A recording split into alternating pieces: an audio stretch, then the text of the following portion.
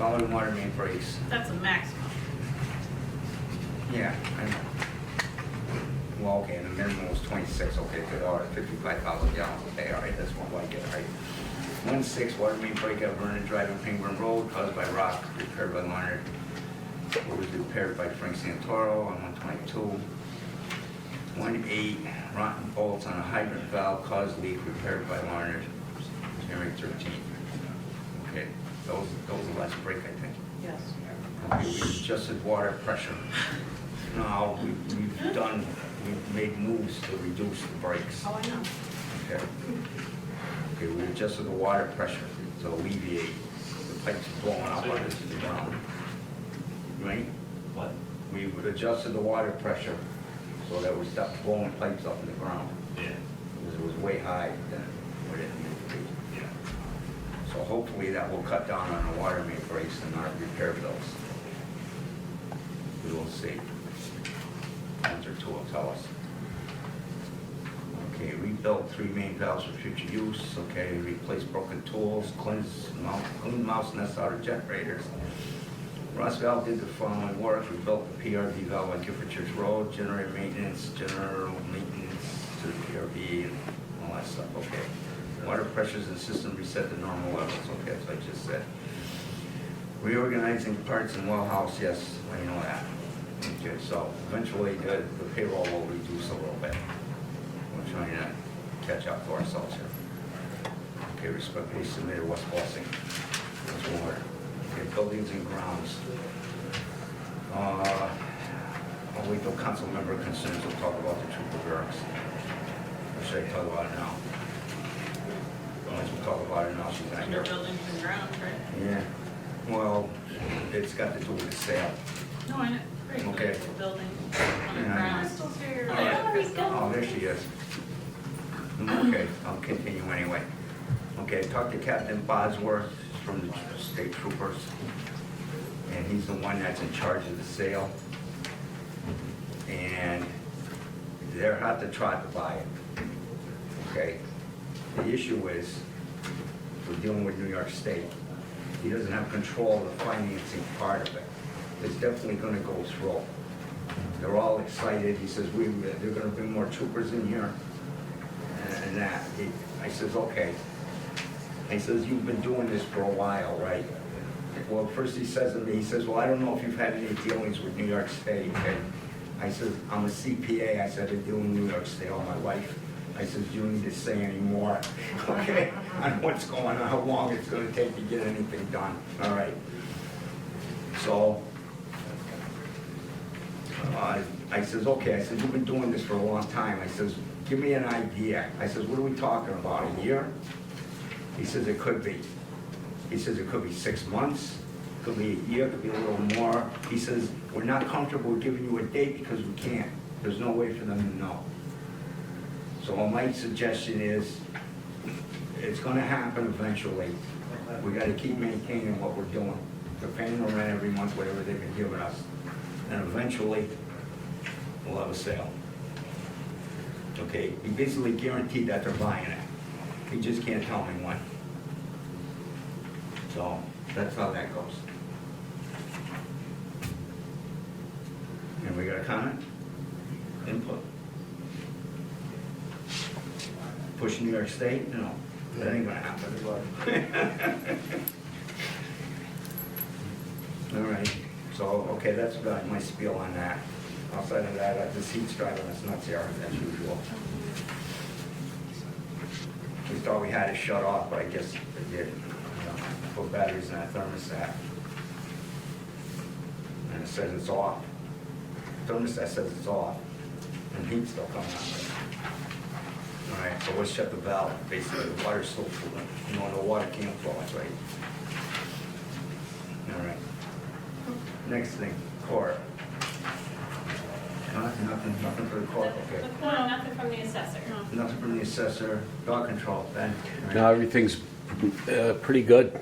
Just had the only thing that happened was a dog was hit by a car and killed, and the owner did come forward and took the dog, so it was up by Reynolds Road, Weast Road area.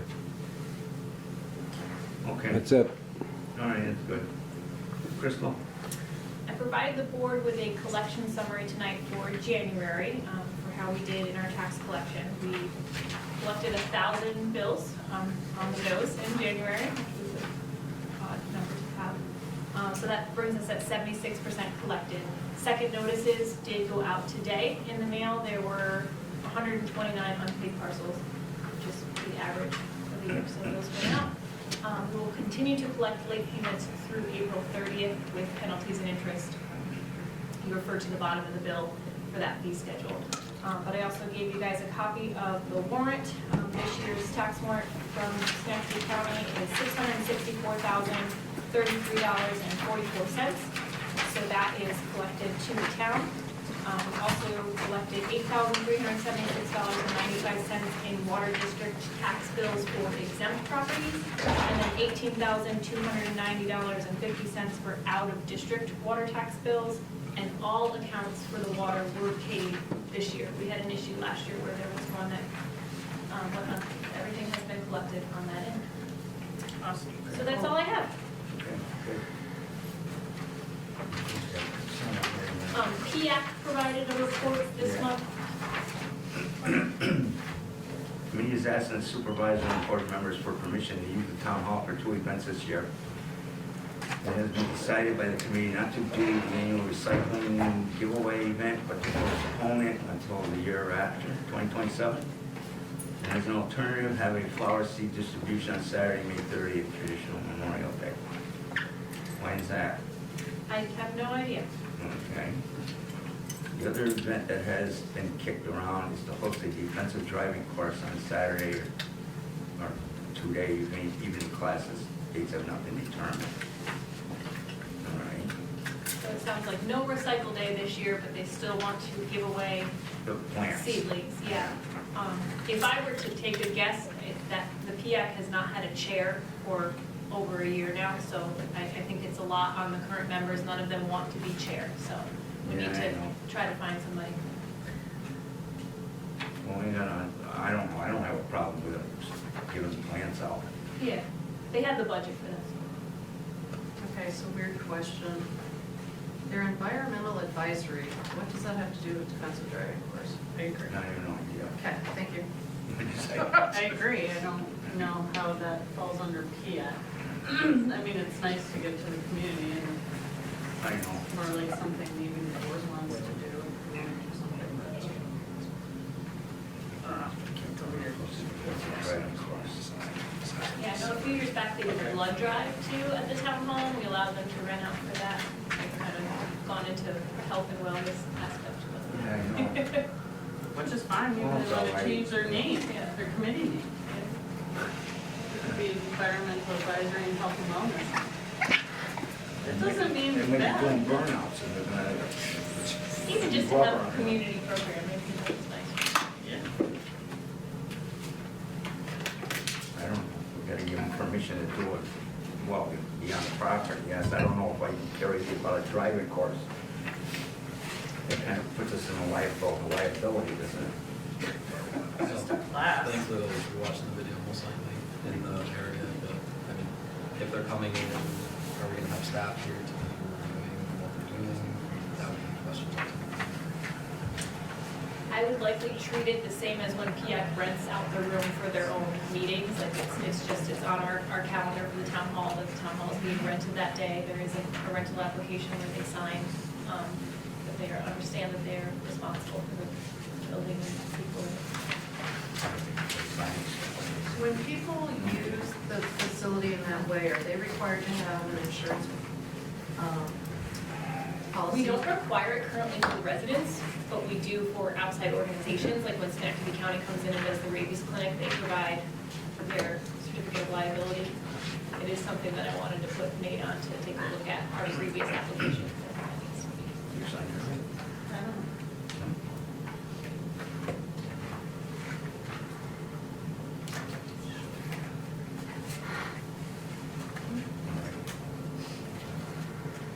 Okay, that takes care of that, okay, let's go backwards here. Crystal, now you're here, Sorry. let's do roll call.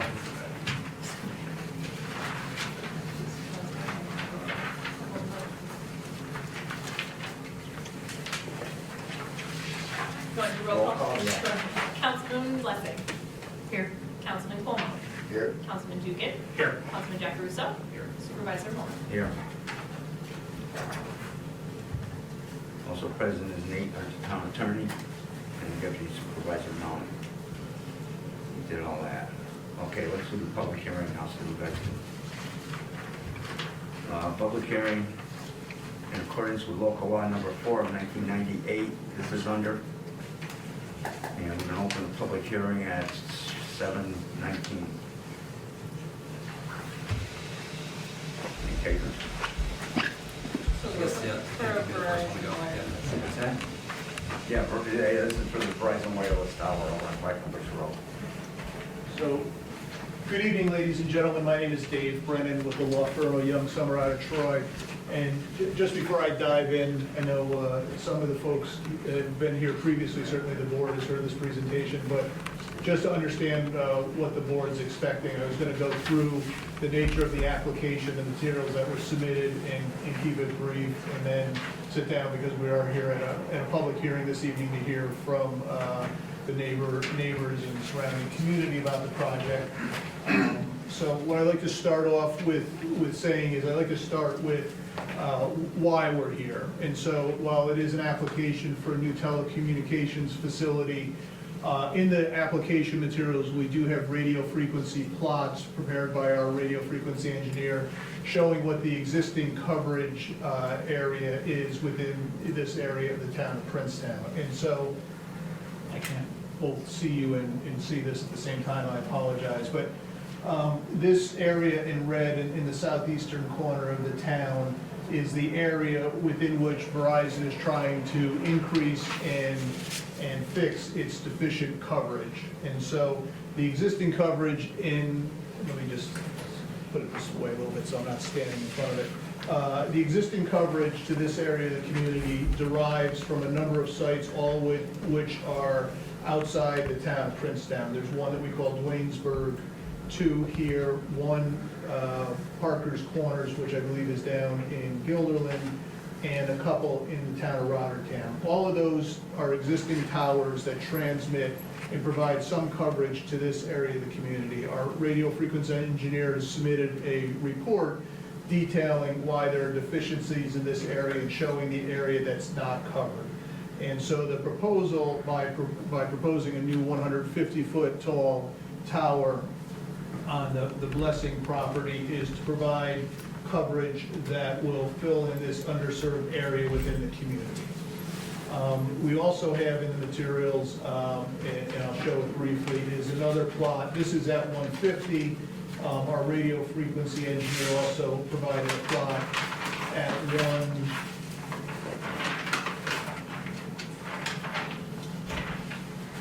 125 feet that basically shows if we were to drop up to 125 feet, the significant areas, the brown is now the new coverage, and the green is what we lose by dropping it just 25 feet. And so that is the basis of the request, is an identified area within which we do not have satisfactory coverage, and the coverage needs to be improved. So turning to the application itself,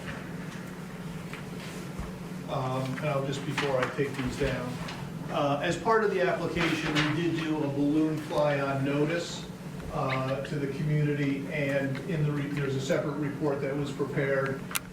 It was done in conjunction after the application was presented, where we went out and we flew a weather balloon, a 3-foot diameter balloon, at the height of the tower, and then went out and the technicians drove the area out to 2 miles and took a series of photographs, 25 of them to be exact, to see whether the balloon was visible or not. And so the balloon was visible, as one would anticipate, most noticeably right in close to the proposed tower, and at a couple of areas to the west and southwest. Each of these then, where the balloon was visible, the technicians then took and created an at-scale photo simulation of what it would look like from these various distances, including one that was at the 2-mile mark. That process also then created an area of visibility map to show where the tower is visible from. And so in the application materials that were submitted and that are on file, the red areas not visible due to topography. That means there's an existing ravine or something, and if you were to cut all the trees down, you're looking into dirt and would never see the balloon. The yellow areas are blocked due to terrain and other tall structures, and then the white areas largely following the very large National Grid utility corridor, and then to the west, as I indicated, where there is some level of visibility. In some cases, it's the very tip of the tower. Others, obviously, as you get very close, right up on Quackenbush Road, and you look along the power lines, you see it from bottom to top. So those materials were put on file for review.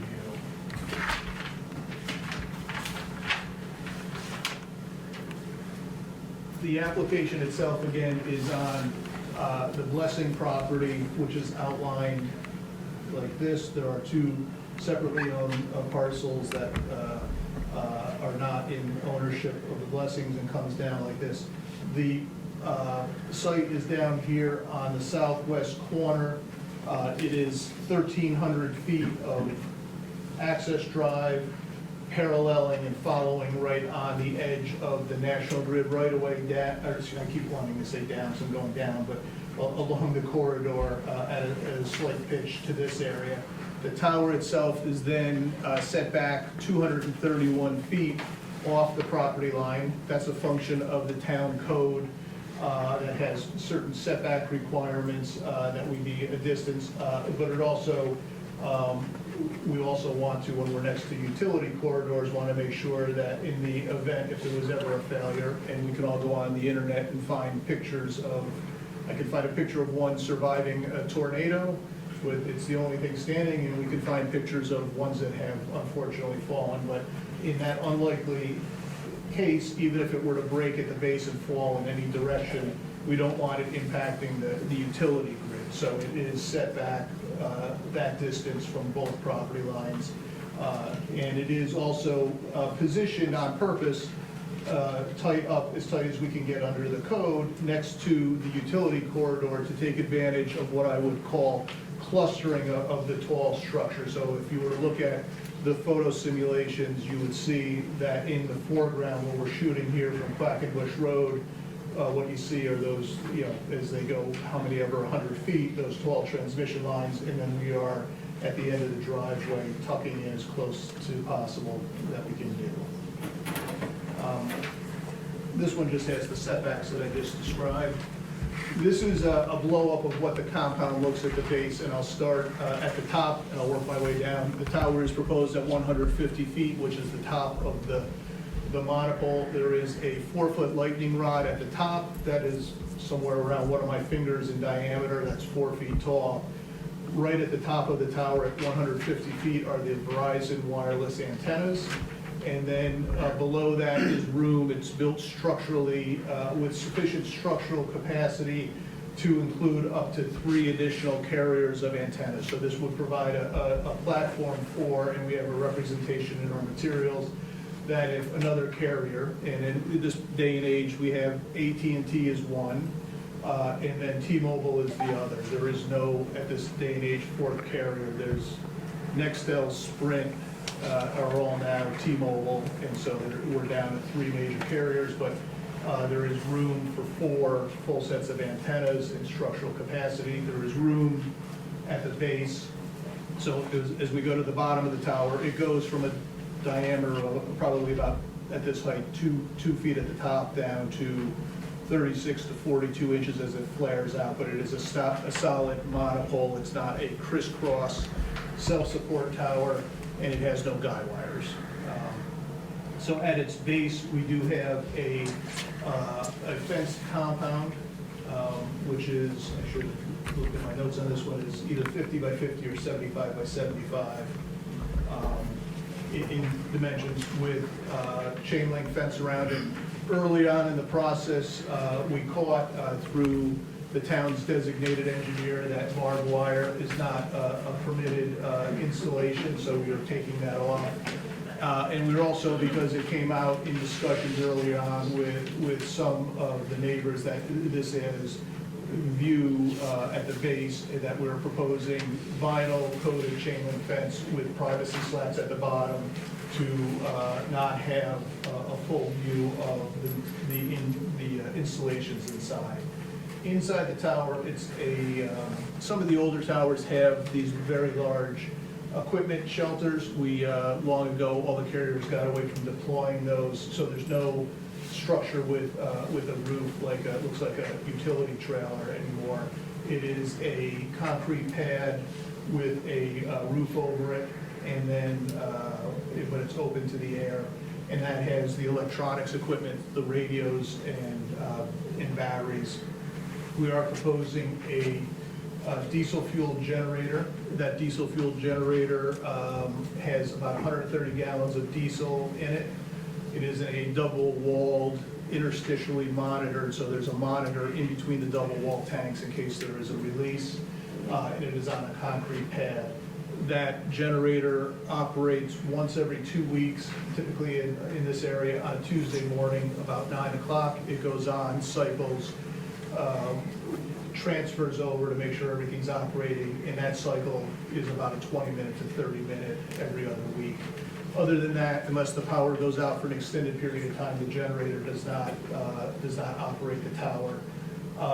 At the nearest residence, which is basically to the north or slightly to the northeast, it's 32 decibels.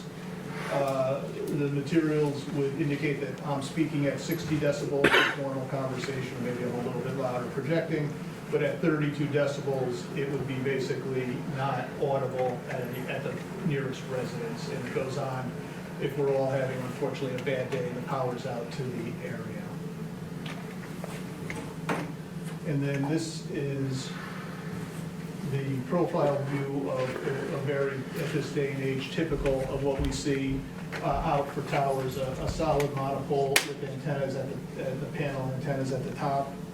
And I'll just very briefly describe some of the other supporting materials, and then I will sit down and certainly field questions or follow whatever the board would like by way of after my time.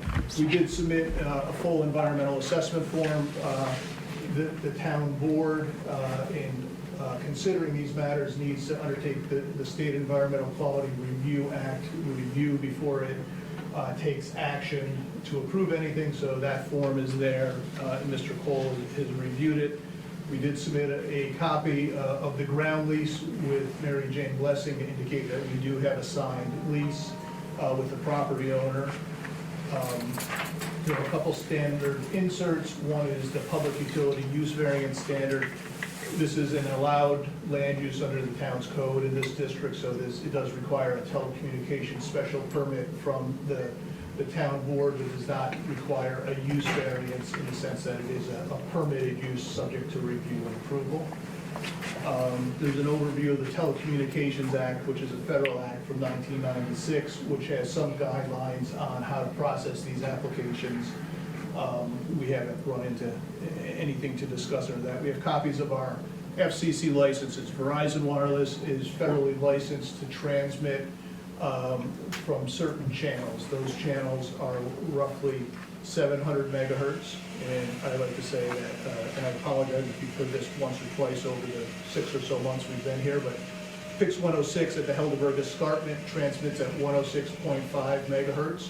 Verizon is a little bit further up the band at 700 megahertz, 850 megahertz. Those are the two frequencies that have been around, 850 in particular, since the beginning of wireless in the 90s, at least in upstate New York when it was beginning in the 90s. We have frequencies at 1900 megahertz, that's called a PCS, which is Sprint PCS, that's their frequency. We have a section of that. 2100 megahertz and 3.6 gigahertz. This does not transmit at what some people will see at 5G, the ultra-wide high band frequency, just in case that interests anyone.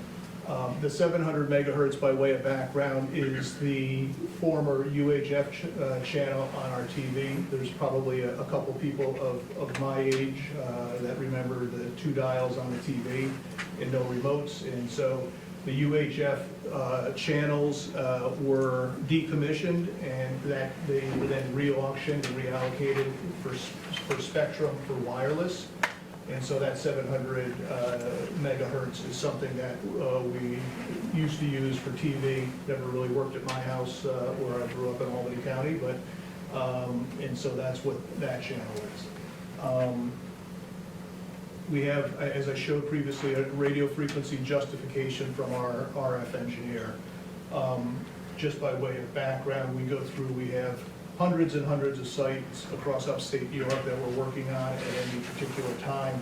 They are ranked and prioritized based upon the needs of the network and where we have coverage gaps and need coverage. And so sometimes at these meetings I'll hear, you have perfect coverage, you don't need this site.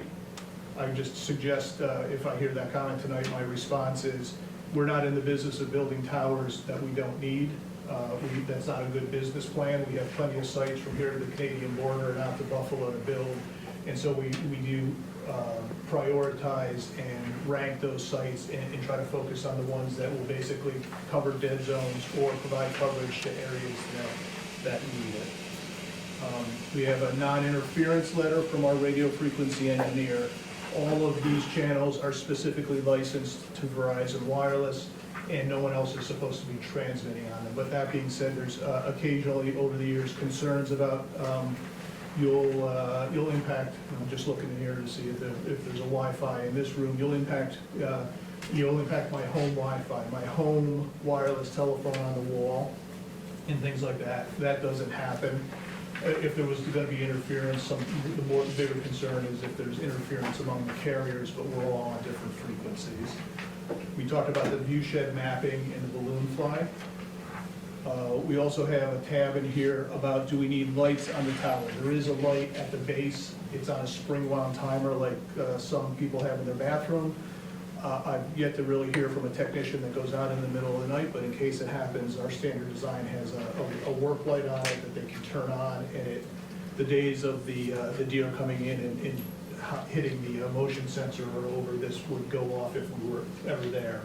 There is no light proposed at the top of the tower. There's no strobe light. We're not close enough to any airport to require aircraft obstruction lighting.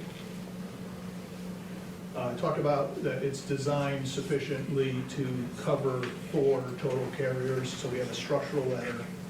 We have a commitment letter that if other carriers approach and want to deploy on this site, that we will work cooperatively. We go on their towers, they expect to come on ours. And communities in the, your code is from 1998, have long recognized that we don't want a proliferation of towers. There are a couple of prime examples. The best one is just across the Twin Bridges on the Northway. If you look to the right, next time you're driving up the Northway and you cross the Twin Bridges, there's 2 towers. It looks like you can touch the 2 of them. There's like 1 carrier on one and 2 carriers on the other. In my mind, that dates to the 90s when Verizon would build their tower and AT&T would build their tower and say, go find your own spot, we're not helping.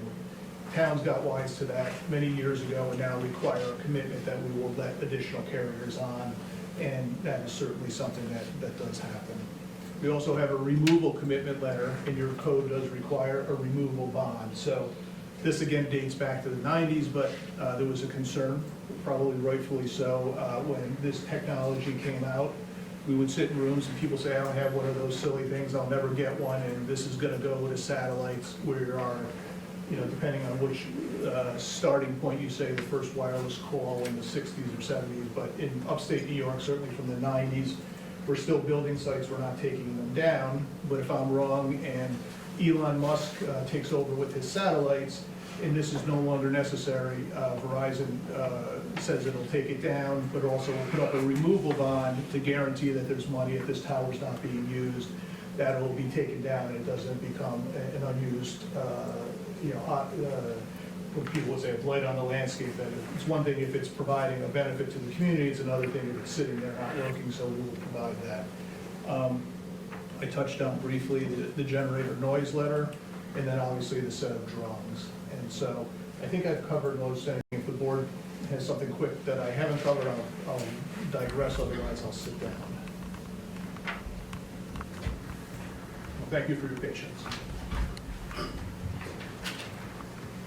Doug, did you want to come up and talk about the comment letters? I can just mention that we've had several rounds of review starting back in September of 2025. They addressed the first comment letter and then the revised information. We had a second comment letter in December of last year. And again, those items were satisfactorily addressed. And I think I've mentioned to the town that the application should be deemed complete. And it was really well put together. And all the comments have been addressed to date.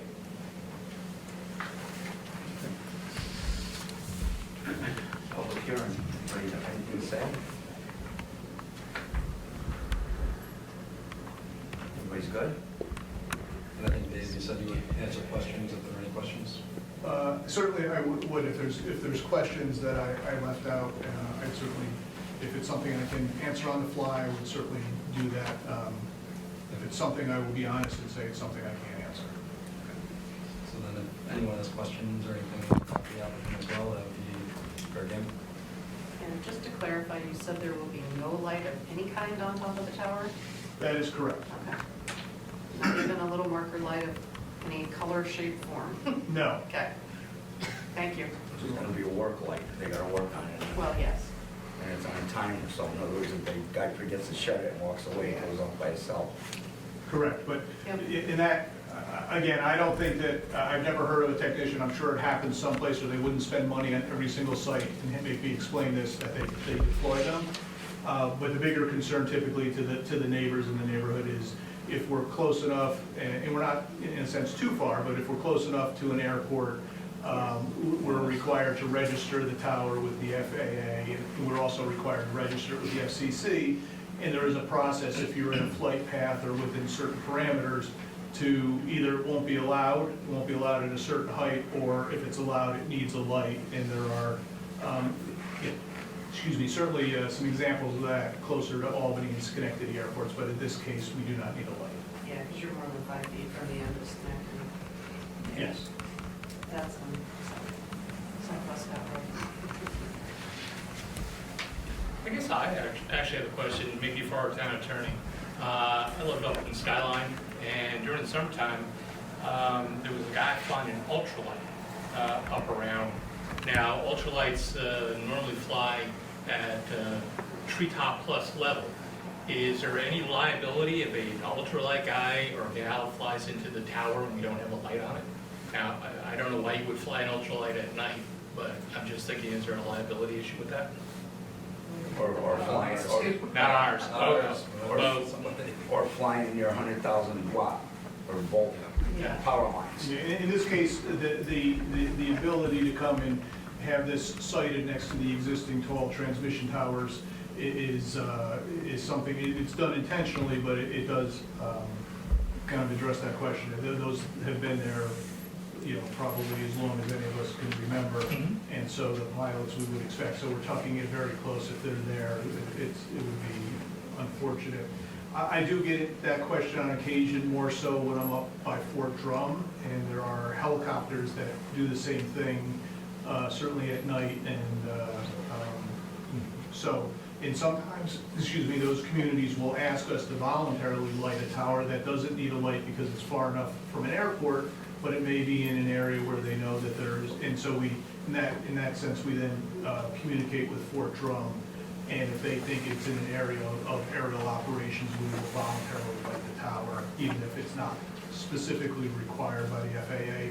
But in this case, by its proximity to other tall structures, we would expect that that's not the case. Okay, thank you. When you spoke to neighboring residents, did you ask about whether they would be all right with the light if it needed to go in? I don't recall that particular part of the conversation. There was a discussion at one point where we tried to answer as many questions as we could, I think in the room or in the hallway. But it's my application is not proposing a light, and if we were to change that, and I don't expect for a second I will. I've been doing this a long time, and I don't want to come back with my hat in my hand on that topic. But it would come back before the board and would be, in my mind, a significant change that would require a comparably significant process for the board to consider that. So the application is not requesting it, and if for some reason someone made a horrible mistake like that, we would have to come in and amend our application. And I think my experience tells me that we would want to go through a process where people were informed of that and had an opportunity to be heard.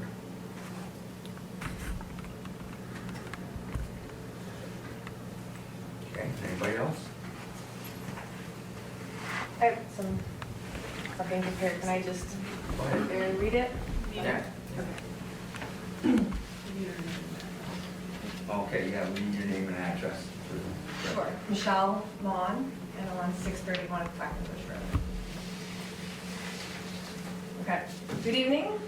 My name is Michelle Vaughn, and I live approximately 1,200 feet from the proposed telecommunications tower site on Quackenbush Road. My husband, Eric, had to work this evening, or else he would be fielding these public hearing comments. I appreciate the opportunity to speak tonight as a nearby resident who has reviewed both the application materials and the Town of Princetown Telecommunications Tower Law. I understand the importance of reliable wireless service, and I am not opposed to the telecommunications facilities in general. I would like to thank Dave Brennan for addressing some of our questions and providing us with the application submitted.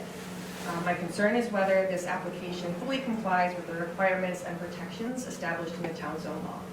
The tower law states that the town's policy is to, quote, minimize the impact of the telecommunications towers in the town and mitigate the impact of such facilities as are required.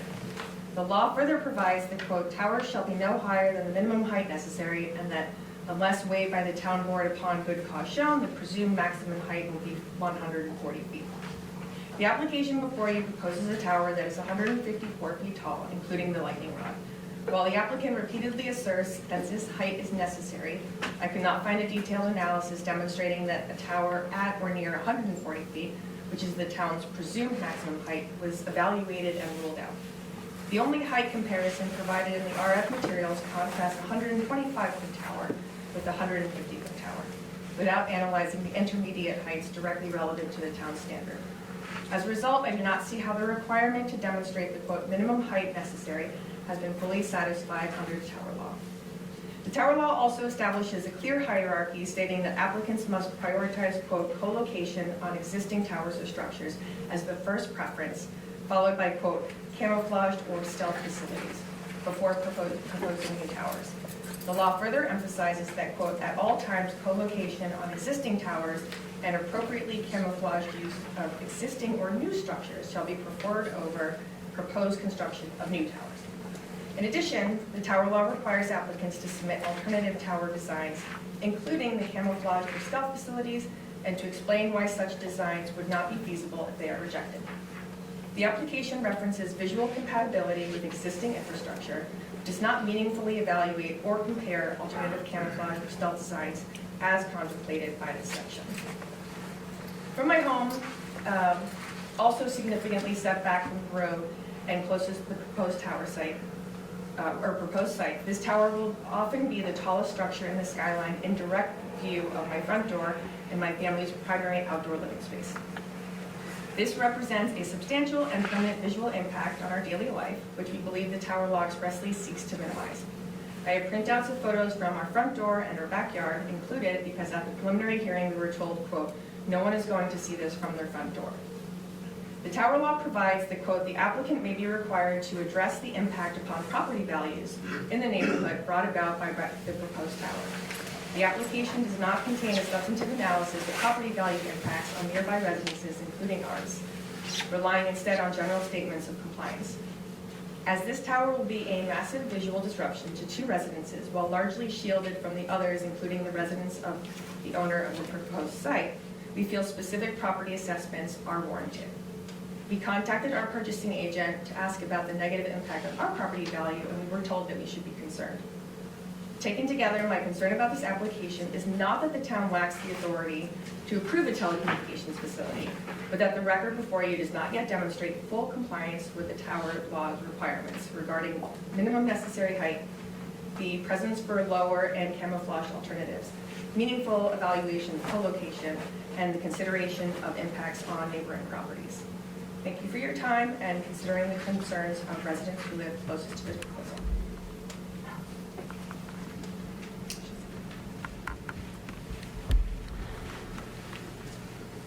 Anybody else?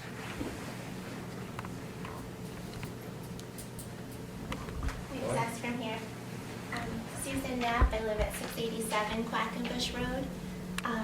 The farm property around our houses have always had a lot of drainage problems. I know there's a long road that's going back to the tower, and Mr. Brennan has addressed that, but I know the town knows there's been a lot of things that have happened on that road. So if we have a problem someday with our drainage or something is not right, who is going to be responsible for that? I saw in the town minutes that with solar fields that there was a woman that had that problem on Western Turnpike, and it was kind of, so I just don't want to end up in that situation. Yeah, I know, I fixed one of those. This is a driveway coming down. Probably gonna have a ditch on each side of it. Water's already running through there. In the channel, right? Isn't that addressed, Doug? Yes, they show the drainage on the plan, yes. All right. Who's it gonna do, come down to that culvert pipe, more or less? Yeah, if it doesn't just spread out across the land like this big before it gets to the roadside ditch. Like it's doing now. But that's something that you look at the impact of in your review of the project, correct? Yes, correct, yep. All right, We'll also have to do it during secret. yeah. We'll also have to do it during secret. Secret- Right, right. Secret's So gonna that's check where it's that, yeah. captured. We'll make sure that that doesn't happen. Well, it's reviewed during the process. Okay, how far away is this tower from the power lines? Was it 100 feet or something? It is 231 feet, the tower to the edge, the property line of the National Grid right-of-way, and then the utility poles are then set back. I'd have to scale the thing, but those utility poles are not right on the property line. They are No, some yeah. 50 or something feet, at least on the inside. And there's 3 rows of that. There's 3 rows of them. It looks like they're, it's probably something in the area of 50 feet or more from the top. So the tower's a cylinder thing. It's not a crisscross iron. Correct. It's a monopole, it's one. What color is it, gray? It comes with a galvanized finish that then weathers and it stays gray. Yeah. You know, we can talk as far as different alternative designs. One is obviously, I don't know that I've ever seen in my, you know, I graduated law school in '98, started doing this. I can't remember the last time we did a guy wire tower, because the guy wires are typically not preferred, and more so with, you know, snowmobilers and things like that. So we haven't built those. We've done the self-support, which is 3 legs that are about probably 12 feet, the legs are 12 feet apart roughly at the base, and they come up with crisscross members as an option. We have painted, you can order poles with paint on them. Some communities have decided that you can paint it a certain color. In the APA, it's called, I believe, Thunder Gray, which apparently is upstate, doesn't have a lot of sunshine, so they paint it gray to match the apparently overcast skies in the APA. Whether that's a good idea or not, there is one, again, not to go back to Clifton Park or Half Moon, there is I believe it's a white tower at exit 8, just past the 2 towers I described on the Twin Bridges, at exit 8 in Clifton Park, or just over in Half Moon. Somebody painted it white. I honestly think, as I drive by that kind of regularly, it shows up more. It doesn't help, it hurts. As far as other structures, we do on occasion, probably more than on occasion, build stealth trees. But at this height, which is the height that is necessary, and I can bring an RF engineer with us to describe that more, we'd be challenged to find a tree in upstate New York, a pine tree of 150 feet or even Right. 125 feet that would look right. It would just Probably look, would show up more. yeah, there's Right, gonna point it. there's several of them that people don't like, particularly if you get into New Jersey. Probably closer to here is if you go down 88, I always say down and not west, but to Bainbridge, and you look out the Bainbridge exit at the top of the mountain, just above Bainbridge, someone thought it was a good idea at the top of a mountain to build a 150-foot tree that sits up above everything, and it's not a very good example. It looks kind of like a toilet brush sitting up there. And so the trees are much better looking now than they were when that was built 20 years ago. But the idea is the same, that is, they work well at 100 feet when they're just sticking up above the trees, and as you look at them, they blend in with the trees. But at this height, my experience has been that it's not a good, it draws the eye rather than helps. On the property values, I can submit we do have property valuations we've done. The most recent one I've done is in Clifton Park, in a more suburban area, where the towers were built, and the appraisal group went and looked at the prices before and after the tower was built in similar homes without a tower, and found that there was no impact on property values. Here, I would say, the case, and I've done this in a couple other instances where we're right next to power lines, is the impact on tall structures already exists and is already factored in with the fact that there are, closer to these houses, I would say, is the existing, or closer or comparable, the existing overhead utility corridor that runs and is built into. It's already impacted. It is already impacted, would be my Yes. suggestion is why. If it was not there, it would be, I don't think a different result, but a different discussion. But here, I believe it is already taken into account that there are tall structures. And I think the photo sims and the photos, demonstrate that from a variety of locations.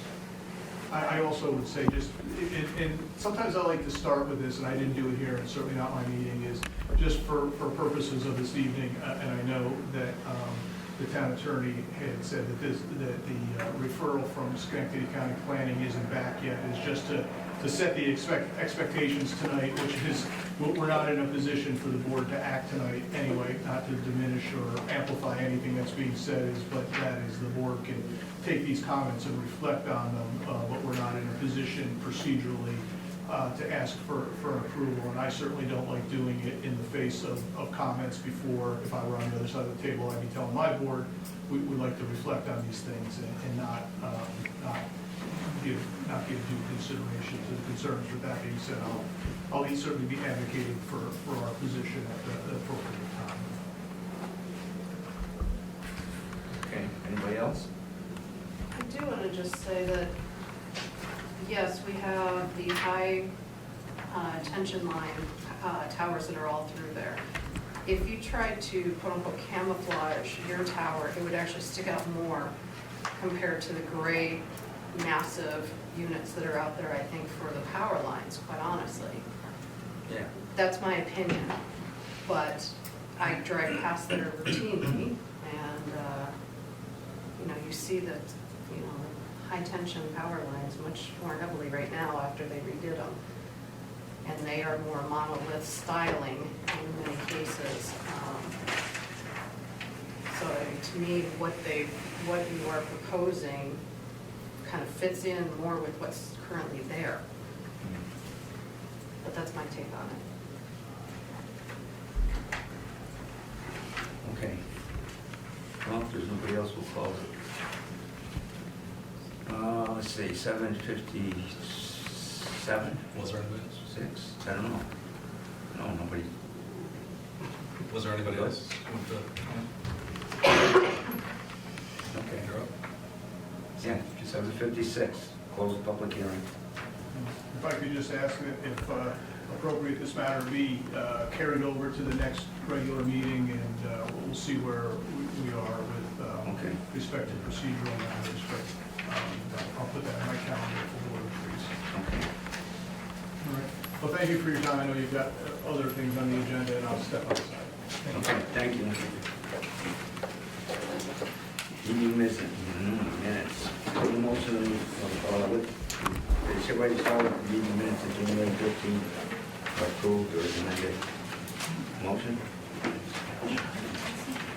I'll make, Second? I'll second. All in favor? Aye. aye. Motion carries. What's the matter? Gary has to abstain because he wasn't here. Oh, okay, Gary abstains. Yeah, that's right. Sorry. I'm open for criticism, don't worry about it. I was looking at I it. can remember everything, all right? Yeah, you weren't here, all right. Okay, Justice Court annual audit. Whereas pursuant to section 2019A of the Uniform Justice Court Act, it is the duty of the town board to examine the records and dockets of the town justice court at least once a year. And whereas the town of Princetown Justice Court has presented its records and dockets for examination to the town board's designee, and whereas said records will be presented to the town board's designee on February 2nd, 2026, by Town Justice Honorable Michelle A. Van Orn. And whereas during that review, the Justice Court's records and dockets were examined, and information regarding the examination recorded on the required annual audit form will be returned to the town board. And whereas the town board, based on the examination above, finds the Justice Court's records and dockets to be in proper order. Now therefore be resolved that the town board, the town of Princetown hereby accepts and approves the Justice Court records as presented for the 2025 calendar year, as well as the completed 2025 annual Justice Court audit form. And all audit records shall be available for review by the supervisor and any town board member during regularly scheduled court hours on 24 hours notice to the court. And the town board hereby directs the town clerk to cause the Justice Court's annual audit and this resolution, along with the supporting documentation, to be submitted to the appropriate representative of the Internal Audit Service in the New York State Office of Court Administration. Okay. So, do I hear a motion for that? I'll make it. Second? I'll second. All in favor? Aye. Aye. Aye. Motion carries. General fund transfers for 2025. It is hereby resolved the town board approves all these things that I'm not gonna read. Those from last year, right? What is it, Yes, those from these last are- year that got, they These get? are all budget lines that went over on the left column there. Yeah. And Isla had to move money from areas in the right column to make the budget. Okay, do I hear a motion to approve this? I'll make it. Second? I'll second. Ben, all in favor? Aye? Aye. Okay. Which is a very normal thing. Yes, we do this every year. Well, yeah, I know. Well, you know, we know, we know. Very specifically, a lot of it was a contingency account, which is what we have that for, so certain Yeah, for line bills that items. come up that aren't covered anywhere else, right? Quick question though. The state police contingency 6312, the capital improvements offset is not the same dollar value? I didn't put this together as well, so I can't answer that. Probably. It's like 12 bucks. Yeah, it's a weird figure. It's not even like you mistyped something. I don't know. $50 off. Could have been a typo. Pretty good based on correction. I mean, that's probably the right thing. I'm sorry, that's fine. Assessor supplies doesn't match. $13? Well, assessor Well, they supply don't is match. even worse. It is.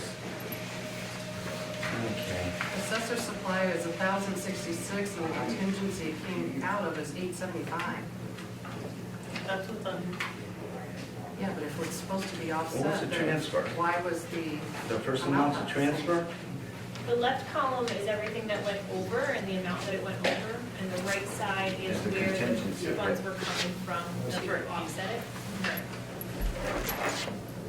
But aren't here's yours- your question? If we went over by 1,066, why did only 875 Because there offset? was probably some left in the law. Yeah, I was gonna say that probably was some Probably money only left in needed the account, but they 870. didn't need more than There could have been like 875. $200, and I don't know, you have to look at the last supervisor's report, right? Because all the others pretty well match up. I was thinking left and right are supposed to match. Depends if there was money in the account to cover what it went over. That's really not an overage.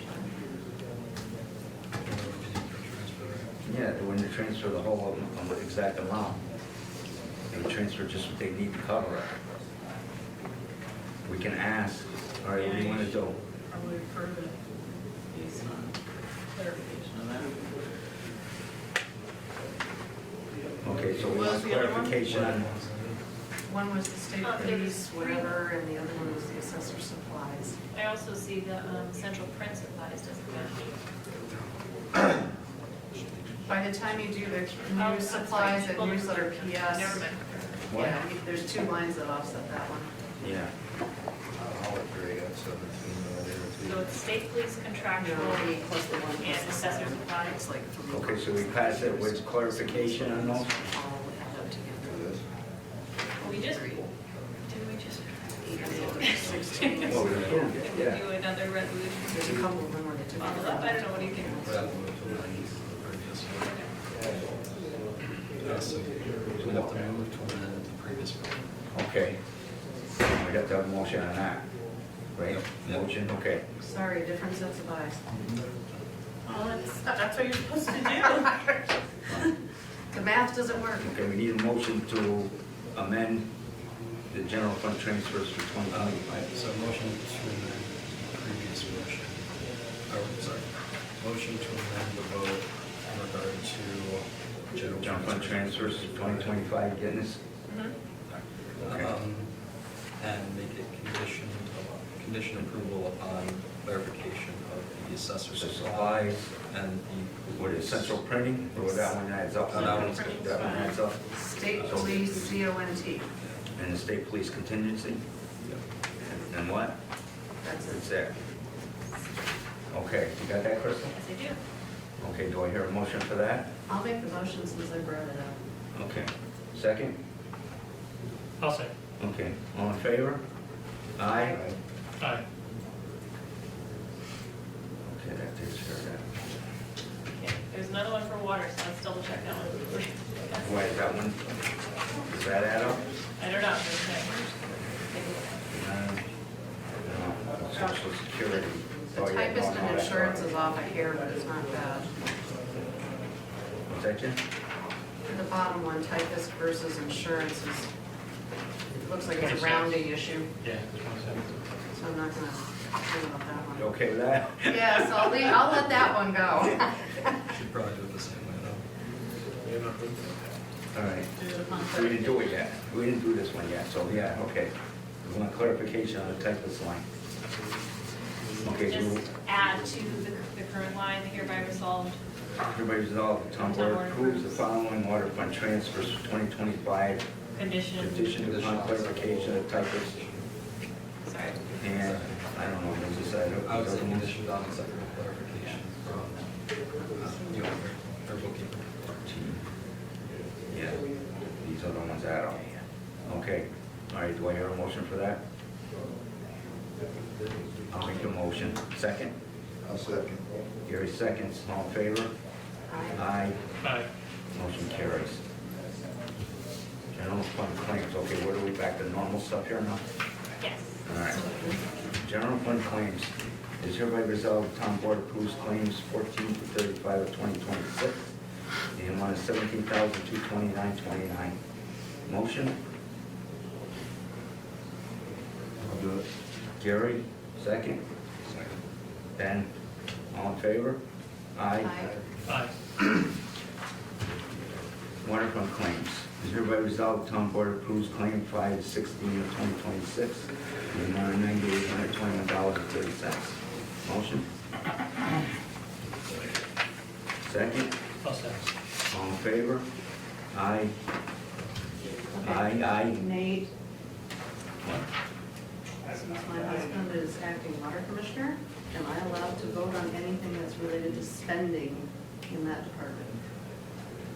Or do I have to abstain? I would have voted if we can. Okay, I know. All right, I just wanted to What's that? confirm. I said I would have voted if we All right, so I abstain on that Abstain, one. okay. Jen abstains. That was my gut instinct anyway. Okay, 2026 highway fund. As a result, the town board approves the transfer in the amount of $1,814 from the general fund to the highway fund to cover claims 2, 3 of 2026. It's the resolution to approve the highway fund. What's that? Oh, I'm sorry. I think I'm this- sorry. that's- I skipped one. All right. I don't know if it matters if we do that. This is the one we have a question about. Do you want to hold off on that until, If we hold off, then you're gonna get paid. we can come out of executive session and you can do it then, can't you? Well, yeah. People just have to wait around.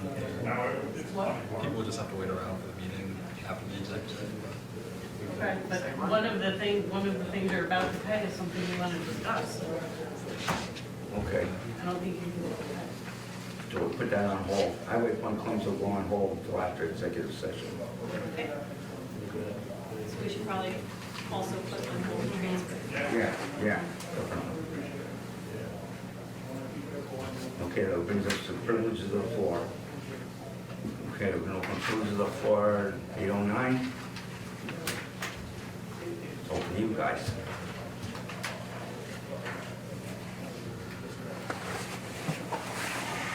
Go ahead. Yes, it didn't get on the agenda.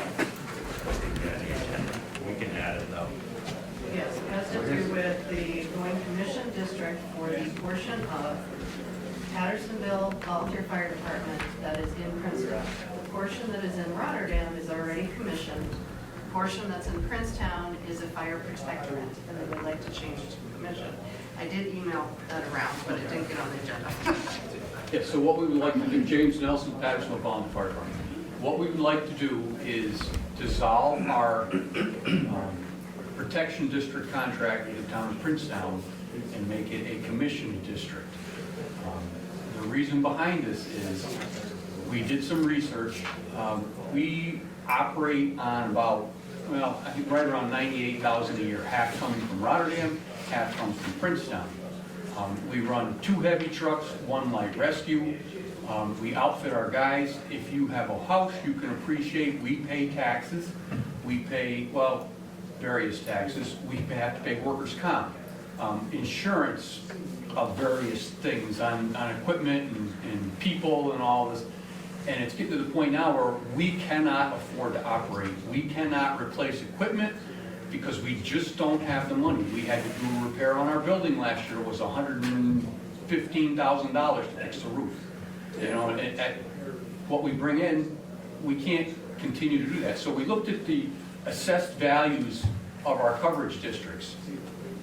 Rotterdam's assessed value is about half of what Princetown is. So in order to be even, we would have to double our contract. And I don't think the town could do that very easily. So the answer would be to go to a commission district and have it put out into the tax bills. The town is absolved from having to deal with it, and it doesn't affect you guys anymore. It'd be the same as Plotterkill. So does everybody understand the difference between the two districts? We did this years ago. No, I know, Yeah. I just didn't know, you have some new members, I didn't know if they knew the difference between the two districts. I think a brief explanation would help me on that. Yeah, I'm not gonna explain it. We'll let this handsome gentleman do it, right? No, I know. You need new glasses. They're gonna be never. He sounds better today. That's up to you. What? Another question. But if you wanted to just explain your idea behind it. What's Really? the difference between a protectorate and a commission So commission district? district, you have commissioners, a number of people who sit down as a board, and they run the department. They're in charge of facilities, equipment, and such. They do not do anything firematically. That's the chief, and that's his business. Right. So that's the difference. A contracted district is, it's a contract to protect the area. And so it's for X number of dollars, and we can only raise it a certain amount every year, which we do that 2 or 3%, because the town has to come up with that check for us. And if we threw you a additional $40,000 bill in that thing, where are you gonna come up with that money? You know, you can't go back to the taxpayers and automatically just poof, you know, we need another, because you can't raise their taxes that much. So that's the restraints on a contracted district. The protection district, the town doesn't have their monies are not tied in with that. The commission district. Yeah, it's the commissioners, and that rate is set, there's formulas to set that rate. It's not something we just pull out of the sky. Yeah, and so the long and the short of it is, well, a lot of the departments, we're gonna have to start doing some consolidation and stuff, but in the meantime, we can't afford to operate. And if we decide we have to close up because we're not having the money, the increase in the taxes are gonna be there in that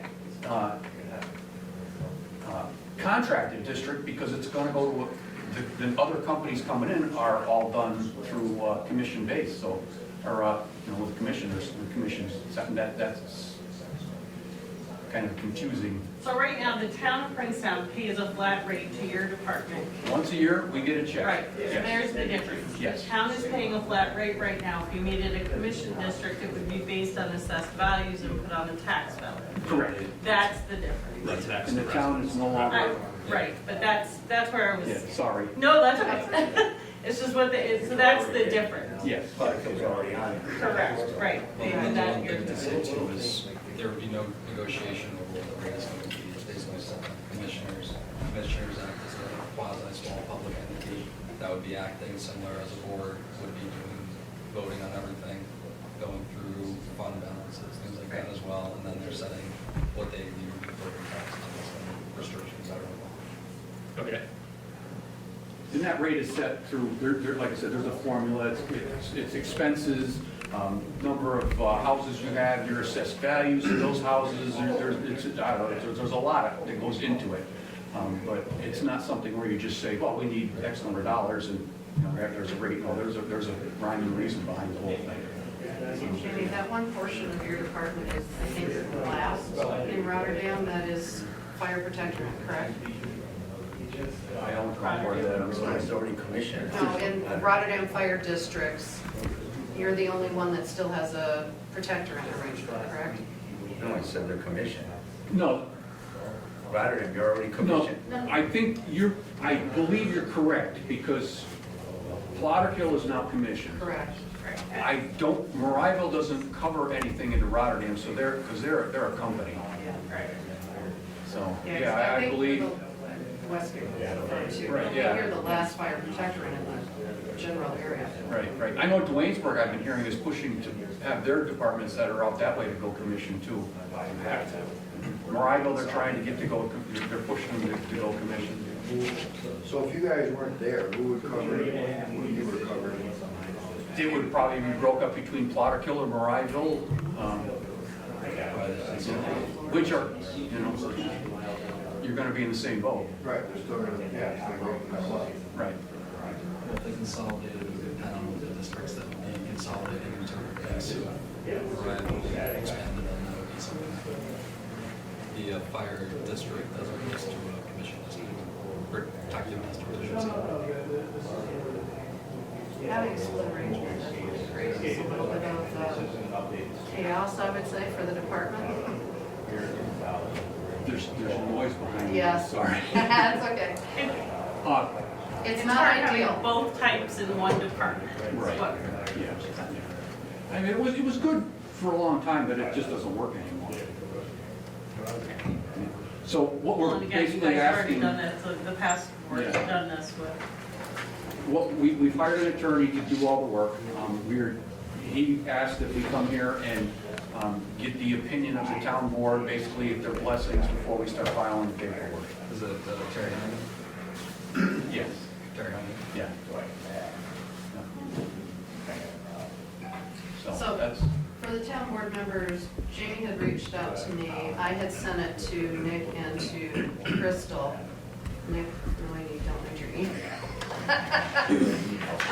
Crystal had brought Nate into the discussion, so I had asked, to go back and look at what we did when Plotterkill made this change to see what steps we had done at that point. And so that we could basically just move in the same direction. And it can be done by town or petition from the community, so if we choose to do it, we can do it. We don't have to do a public hearing. All we have to do is Okay, it's just that. there will be a public hearing, there's the procedure you go through, but the community bodies, if we choose to do so. I understand that it's a relatively easy step because we're already a commission district in Rotterdam. So it's a matter of dissolving Prince Towns and moving that into a commission. Rotterdam would have had to agree to it on a joint with us, so one party instead of joint. Do you know why Rotterdam approved it without us? Because when we did Blotterkill, we did it together. So why did they become commissioned in Rotterdam without? We've been a commission district in Rotterdam forever. Oh, okay. Yeah. Do you know? Yeah, just when I looked back on the Blotterkill stuff, it was done at the same time, like both towns actually had a joint public hearing and everything moved forward at the same time, so I'm just. Slotkill was a company, Okay. so, and Did you so they had expand contracts. that way then? What's that? Was there an expansion that you guys did at one point that then brought you into this area? I guess the difference between why would be I that. can't answer that. It was so long This ago. Princetown, it's probably been that way forever. We don't change We here. our birth date was 1935, so what happened between then and now, who knows? You know. So, Do but you have as a long as I can timeline remember, you're it's looking been. for? Timeline. What's your timeline you're looking for to do He it? made it sound like it'd be a couple of months. I don't know.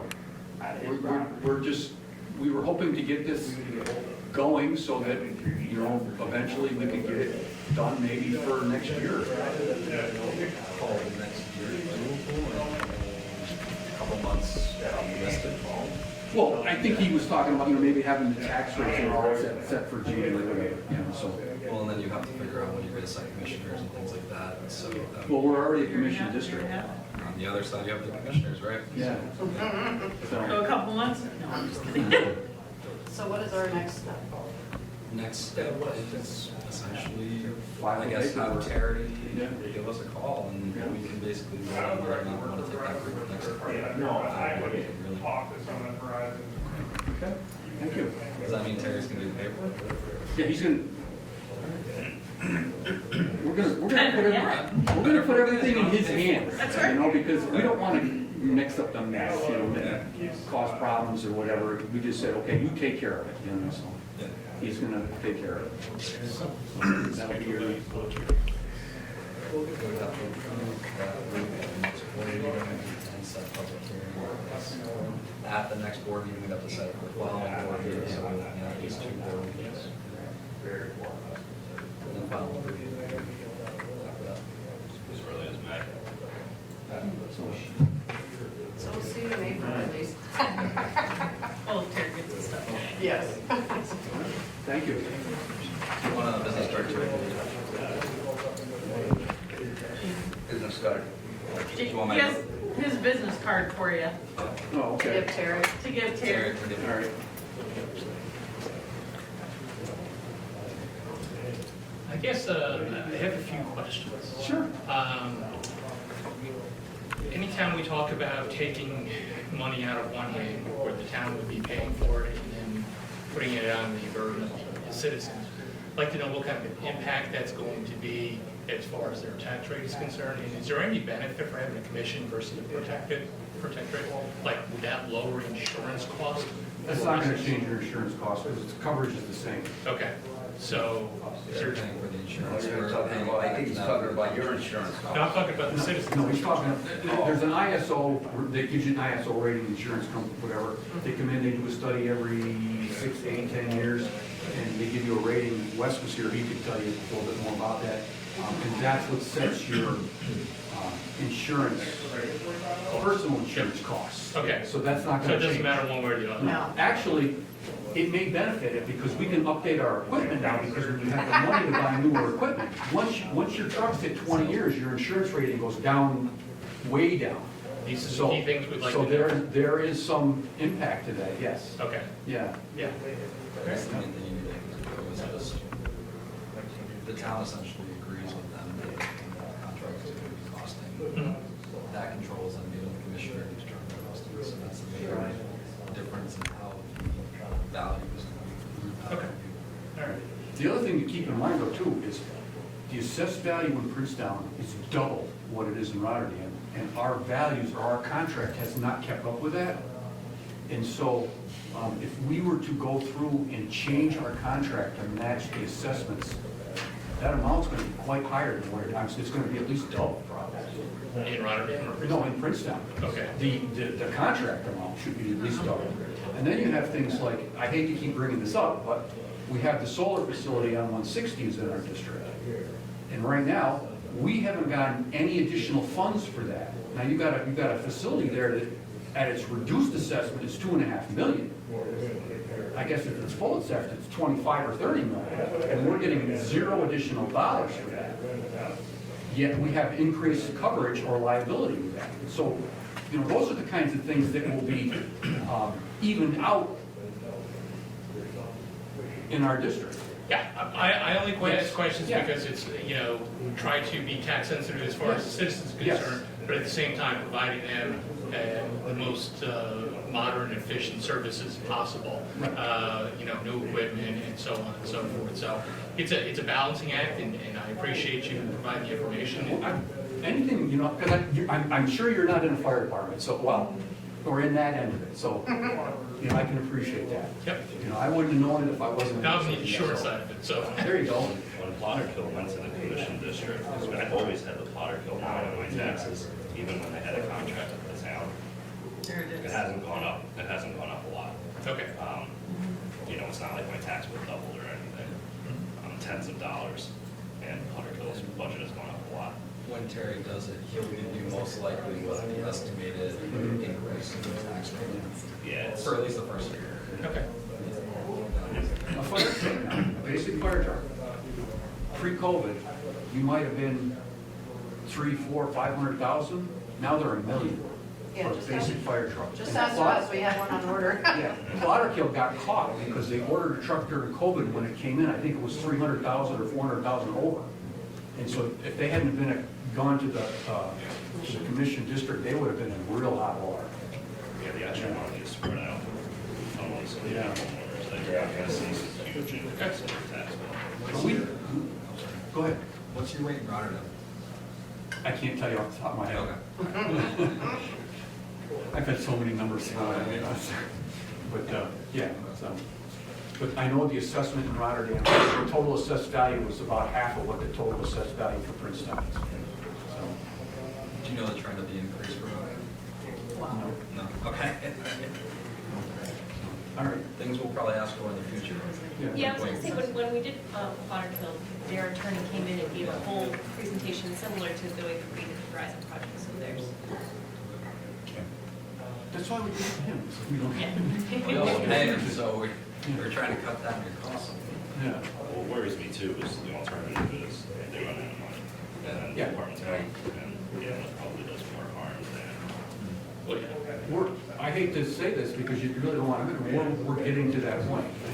We're getting where we're having issues. I'd be glad, if you want to stop in sometime or whatever, I'd be glad to, I appreciate it. I may take you up on that, pick your brain. you know, we'll get the guy to open the books for you if you want. You know. All right? What was Thank you. your question about rates? Wes, do you, Oh, you yeah. might know the answer. The rate that they charge Rotterdam, Okay. Do you know anything of, What your assessment rate is? Yeah, I don't know, off the top of my head. Your secretary treasurer would have to Yeah.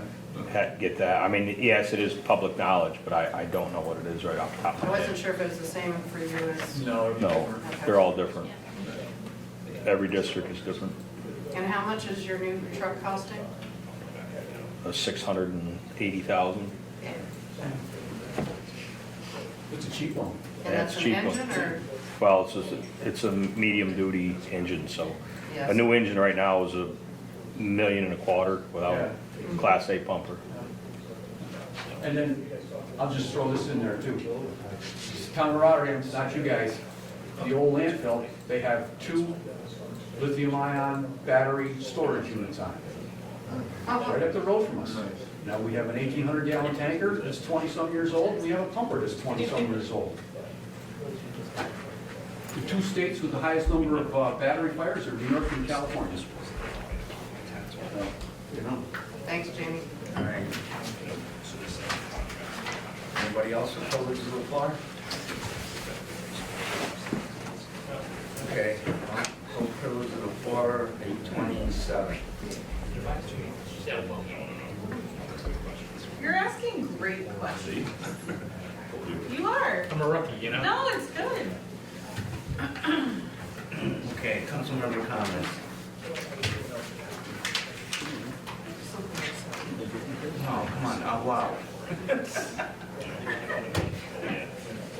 Got anything? Concerns? I said my spiel on the stupid thing. Can I ask you a question? So I see the sign, the power bill for just the sign out front is $228. Is there a way to shut that sign off from 8? No, I'm saying from 8 p.m. till 8 a.m. That bill and that sign is more than my house Sign was. itself. And everybody's. Well, I mean, the sign's here, but, Don't give that to me. no, There's a way to program that to go you off at like the night? sign. That would have to be I like the sign because it tells me what time on it the is end and of the our temperature when I electrician, go by. maybe, or on the end of what? Electrician. I Yes, there is a way. can't, like, as far as the There is a programming, way. you set it. I was gonna say on the, Yes, there is a way. Yeah, I- timer on Which the side is device. the Put it on a timer. Yeah. I would suggest The you only guys problem might is wanna. when Is you that shut gonna it. screw up the programming? That's the only problem, when you put things on a timer and you shut the power off to them, they probably have a reboot cycle to where it might need to be every morning, it might not reboot back to the same thing it was the night before. It's kind of like your Timer cable box, after. when you reboot your You're cable box, programming it with your computer. it's gotta go through a whole set, it's gotta And go then the through a signal whole cycle. goes out there. Yeah, as long as it's on, You can kill whatever's the on. There might be a way to do it. Are there through any the- settings If on we it? could to kill make the it not signal and it's vibrate? way out there, That was the, if we could shut that off and then turn that Might on. be a way to do it through the program too, somehow. Yeah, we We better definitely. check, all right, let's check on it, I can see that. That's just. I just saw that bill and I was like, wow. That's Why is it so high for a sign? because apparently. The way it's that much. designed, you know. Trying. It is all LED, but there's a lot of LEDs in my sign, so it's kind of like having 4 or 5 televisions in your house Yeah, running. but all you the think time. it'd be cheap? It'd be cheaper, yeah, LEDs are cheaper, but you're still, Not that many. that's a lot of LEDs It's in using a that lot of sign. power, is what it's doing. Yeah, So I just saw the bill and thought, wow. Yeah. all right. Yeah, I don't remember off the top of my head. I should have written it down. All right, once we're checking into it. You can do that. You have 4 Yeah, he board wants to members, my delegate. friend. Yeah, but you brought Who it wants, up. who wants to look into the sign? I could also look into it on my end as. Well, one of the board members should be, Well, good, you call me and Looking let me into know it. what you find out, okay? Just a little research, that's all it is. Me, ooh, Nick got a job. it's not on our, no, it isn't our property, is it? Nice No, it's not on job. our property, is it? It's not on our property, is it? It's our property. Okay, fine. That means I gotta buy the I don't crystal, know, we 'cause I should don't just know where look to at it, start. that's all. All right, we'll look at it. That's a lot of money. So we skipped two executive sessions to discuss. Were we gonna get her questions answered at the Oh, that's what it was. Who? It was about the solar panels. Tell me. person that had asked about the tower height and shielding it? Yes. Some of the other concerns she brought up. Is he gonna look into that? If he stepped down? Yeah, I was gonna talk to Doug. Doug and ask him about that, and we were gonna talk to Dave also about that. Okay, so they'll address it, Yeah. probably at the next meeting, they'll have an answer. Okay. Yeah, I Okay. mean, she did read straight from the code, well, the local law, so Yeah. that one, he is correct. Yeah, I remember they put in an exemption for the height for some reason. It Yeah, had the something to waiver. do with the topography, and I don't remember exactly what he said, but he should explain it again, I think, and whatever the other concerns were as well. Well, and part of it he You should showed be able to today, cut and it it to was, 140 coverage. yeah, the coverage was 20 much better with the extra. Yeah. Extra 20 We feet. can ask Doug. Well, her question was why Yeah, not but 140 gets only 10 foot 145? less. We could ask Doug. That ain't gonna change it that much. Right, and that's one of the waivers they're asking for, did we already grant? Because I guess, No, we didn't get it. No, we didn't We're get not it. even that far yet. No. I guess he looked at the coverage at 125 and 150. That's what I Yeah, well, that was. Why not 140? You know? 140 is not gonna be that much difference, lower 10 feet. That's, so I'm wondering if you get the same coverage and you're within the height. And they wouldn't need a waiver. I guess they look at poles that are 125, poles that are 150. Yeah, you're probably That's right. probably- It's a custom pole then, We don't do it's custom. more poles. expensive for them. No, No, I know. Whatever height they want. I mean, it's a fair question. If they can do 140 and it's the same coverage, why not? You know? Right. Yeah, I can ask about Carson. Yeah. There were two other things I think she had said. Property value assessment and something to do with camouflage. And they talked about the camouflage. We answered both of the That questions. exists. Yeah, I don't know if there's another, like, Yeah, who pays for the paint? tower poles out that way. Paint? Yeah, they talked The about paint. whole Honestly, power you're better off, lines. you're better off leaving the galvanized. The giant power lines. Yeah, I have them right behind my house, a couple hundred feet. Yeah.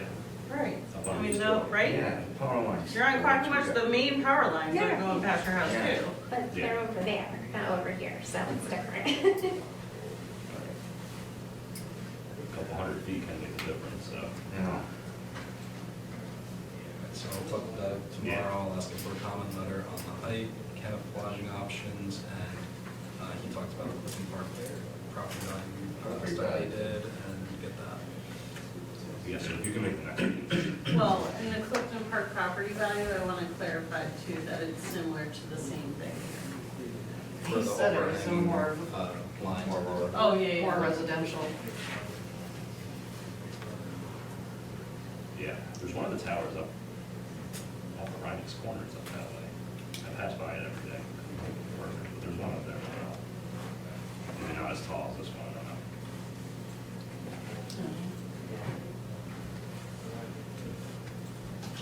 Okay.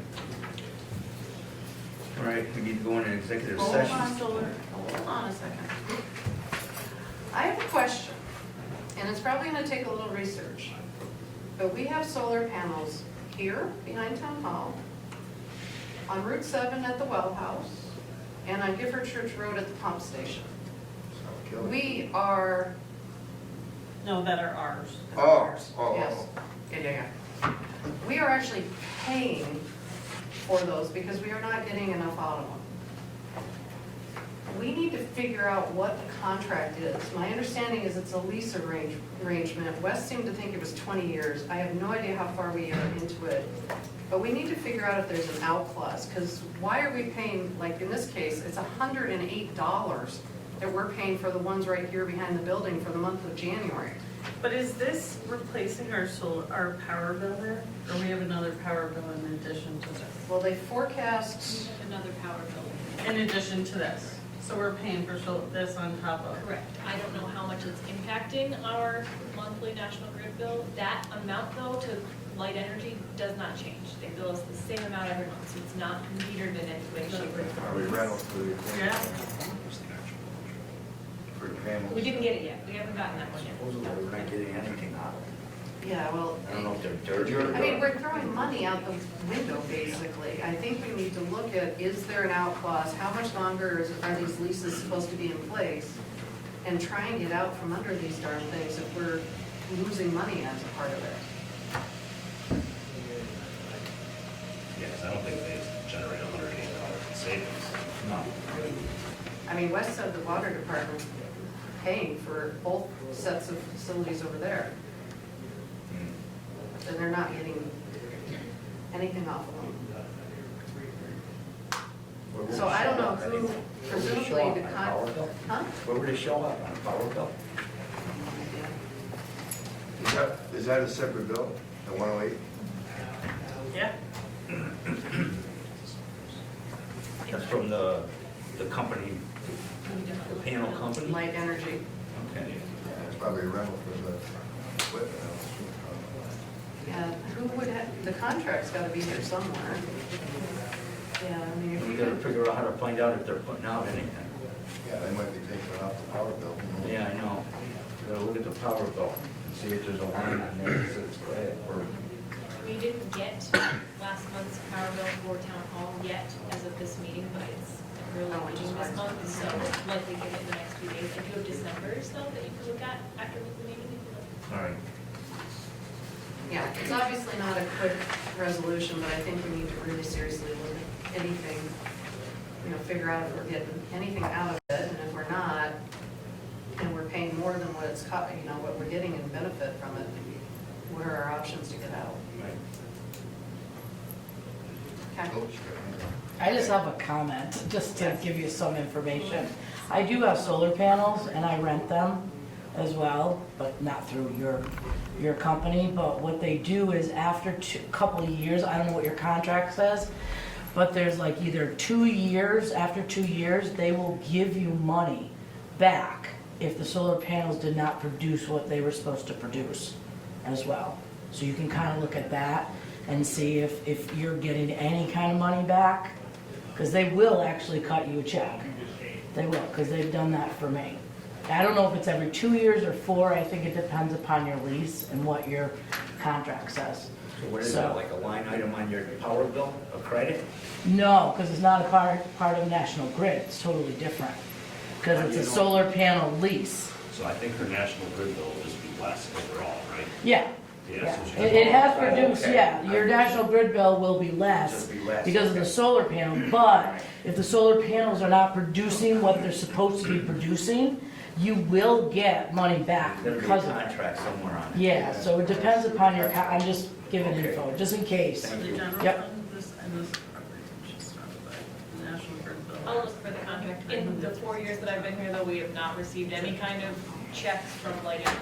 So there's never been a credit issue, but we don't even receive reports. And also, I do know that solar panels, after a certain amount of time, lose efficiency Yes. a lot. So after about 10 years, you're only gonna get about 50% out of those panels. So I don't know how long we've had those panels, but if it's over 10 years, you're not getting 100% of efficiency out of those panels. So When they came in, It's probably over 10 years. it's over 10 years, yeah. I know into like They 15 put it years, in it's right like after I was 25% get out of done. those panels. And that was 15 years ago when I was, Yeah, I think they're good enough there. Yeah, you're probably getting, 40%, Yeah. 35, 40% out of those panels, so you're terrible. I know. you gotta keep that in mind too. Okay. Anything else? No. Thanks. Looking at bills, I would recommend that somebody look at the county waste bill. We were previously only paying 60-something a month, and they realized that they had accidentally kept us on a promotion, and they bumped it last year to like 110. I remember Lou complaining I was about gonna say, that. they looked into it, and he thought maybe it was a quarterly payment, but it's not, it's a monthly payment, and now they've jacked it to $139 a month. I don't know that that's necessary for us at the town hall. I don't know that we can fill that dumpster for once a month, so. Yeah, okay. All you're looking at. My understanding is Nora said it is pretty well full every time they come and pick it up. I know water department's been filling it You quite guys a have couple to shop times. for dumpsters too. Yes, I was to say, they're not the only No. folks in town, so it might be worth looking at other options. All these buildings and grounds. Make a list. Okay. Listen to it. Okay, then we're done with that. Okay, we need to go on. Just to follow up, so you don't have the information, I just pulled up, I have our National Grid bill that we paid in December, which was, it covered for town hall, it covered from September 19th to October 20th, and the bill itself was only $61.45. So they're there doing is a strong possibility that they are. Can you hook them up to the sign out front? Solar panels. Oh, no, that's Kidding, got, we're not no, that's hooking got a them up. separate, I'm teasing. meter out there, that's why. Well, but looking at like the water stuff, I mean, we paid $3,000 to National Grid, plus we paid another 200 and something for presumably the leasing on the panels. I don't, It's for the pumps. Pumps. well, yeah, I know that. Yeah. I don't know how you assess how much is being offset by the solar, Yeah, they should be able honestly. to tell you that. Should be able to hook up on the solar panels and see what they're putting out.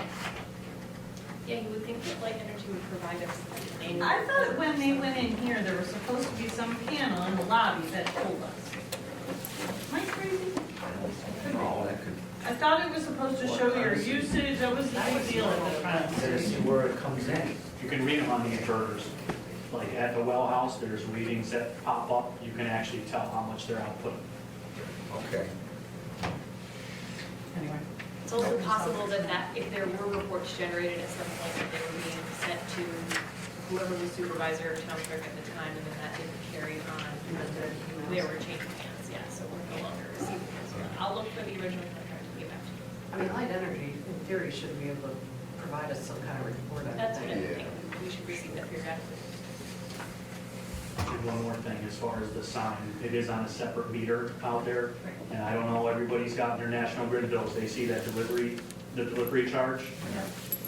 Everybody complains about that delivery charge. So you gotta remember that, that's included in the sign price too. It doesn't matter how much they're delivering to you or anything. It's got its own separate bill. It's crazy. Yeah, National Grid is gone high. I'm sure it is, but Yeah. Well, that's not gonna go away. I've seen. it's not people's just buying bills the where- sign, now we got a monthly payment of $232. I've seen people's bills where their delivery charge is more than the actual electricity that they spend. Pretty much everybody Yes. right Yeah, now. it's crazy.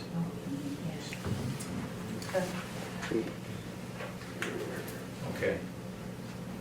Ready to move on? Yes. Yes. Okay. All right, we need to go into executive session. There's certain personnel matters and threatened litigation that we need. Do we want to discuss the first one and then come back if you guys are gonna vote? Because we tabled the. Yeah, we tabled the highway. Right, but Why If you can't want to do one executive, come back to regular, so that everyone else time to review. usually everybody leaves? Wesley, you need to stick I don't know. I need to stick around. Well, this place. for one of them. Well, you guys want to stay for, see the end result out of personnel? Well, the highway. The highway, yeah. We can come back out of executive session and vote on that, if you want to see that. Otherwise, we've got to, and then we'll go back in executive session for litigation. Or does everybody want to go home? You get- It's snowing like hell out. Oh, is it really? Oh, thank you. Oh, good night. Okay. Oh my God.